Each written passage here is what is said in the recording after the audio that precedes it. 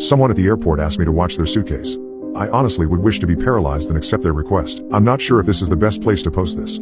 There will probably be a lot of Uda comments, but let me be a cautionary tale against being a good Samaritan and helping strangers with luggage. And while I know my actions will probably disgust a lot of people, before you criticize, I want you to think, really think, if you do any different than me. So, I was at airport baggage claim when a woman asked me to watch her bag. Promise you'll keep this for me until I get back, she said. I promised her I'd look after it, laughing a little because she seemed so anxious, as if she was worried I'd abandon it and leave it for someone to steal. The woman thanked me profusely and left, presumably to pee, I thought, given how quick she went. She never came back. The bag had no tag and no name, just a ribbon tied on the handle. I kept it with me and waited a whole half hour for her return, but after 45 minutes, well, this was ridiculous.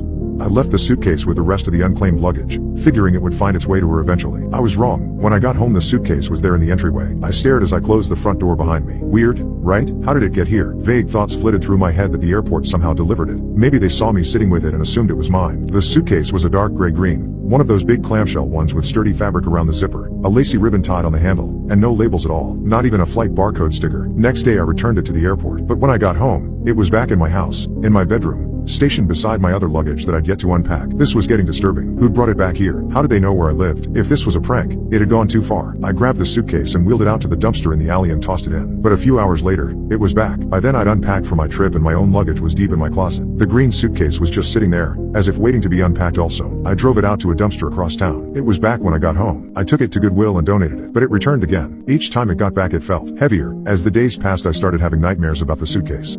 I'd close my eyes, and as soon as I was asleep, I'd feel the clamshell around me as if I were all folded into it, my limbs scrunched, my lungs suffocating. I'd try to breathe, but the air was stale and I was smothered. Finally, I'd panic and wake up and see the suitcase in my room. In addition to getting heavier, it was also getting stinkier. At first I thought it was from being thrown into the dumpster. But no, this was a different odor, and it got worse over time. It reeked like someone had hunted a deer and packed it in there and left it. And it leaked, a sort of foul dark liquid that dripped into the carpet and left a stain. I decided to change tactics and video the suitcase in hopes of catching whoever kept returning it to me. My parents had a pet cam for their dogs, so I asked them to take care of the suitcase for me, and I made sure to place it in their living room in sight of the camera so that when it disappeared I'd be able to pinpoint how and when. A day passed, too.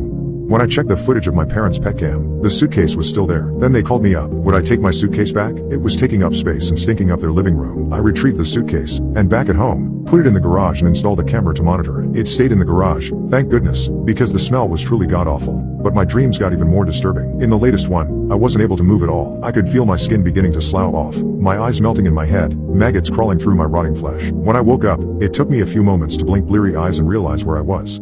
I was standing in the door to the garage, sleepwalking, apparently, on my way toward the suitcase. A sudden dread seized me. I was afraid to go near it, to even touch it, certain that if I unzipped it, I'd wind up inside. I rented a hotel room, but of course it followed me there. At work, my boss swung by my desk to ask if everything was all right. She'd noticed my declining mental state. I broke down and I confessed everything. She asked me what was in the suitcase. I don't know, I stammered. It's not mine.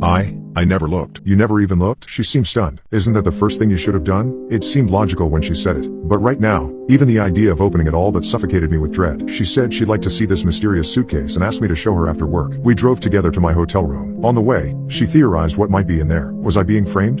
Was there a body? I should have called the police right away, she said. Or was it something more mundane? Maybe someone bought me a frozen turkey and it had thawed and was becoming nasty. Maybe a family member was pranking me. Could be anything, and I'd know already if I'd opened the thing. My leaving the mystery for so many days seemed ridiculous to her. I had to agree, but nothing in the world would make me touch that zipper. The suitcase was there, waiting right by the door when we walked in, just tucked to one side like it was ready for me to open it. The entire room stank. My boss wrinkled her nose, and even she looked a little hesitant. She told me to open it, but I shook my head and made a noise in my throat, and she sighed and rolled her eyes and said, "All right, shut the door. We don't want anyone walking by to see." She rolled it into the bathroom in case it was messy and said she'd just open a little. Take a peek. Where did you say it came from again? She asked as she tugged on the zipper. I backed away, sitting on one of the beds so there was some distance between me and the bathroom. I couldn't see her anymore, but I just didn't want to be near when she unzipped it. Someone at the airport asked me to watch it. I said, "Actually, it's funny. The only time it didn't return was when I asked my parents to look after it. It stayed put for a couple of days. I wonder if I stopped, because why wasn't she saying anything? Are you looking inside?" I called. Silence. Dread swirled in my belly. All my limbs felt leaden. I called out again. "Did you unzip it?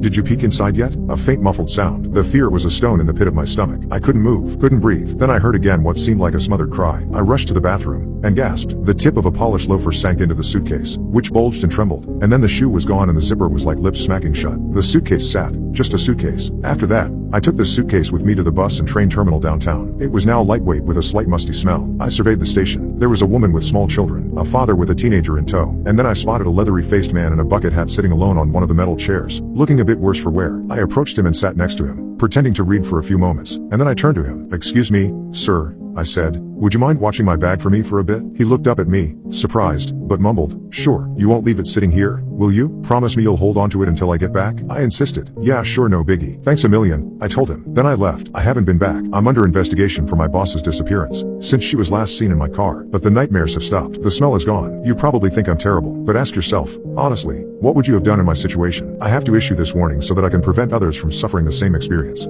If someone asks you to watch their bag, don't do it. No matter how much social etiquette compels you to smile and agree, make an excuse and leave. Let people look after their own luggage. I know I'm never watching anyone's bag again.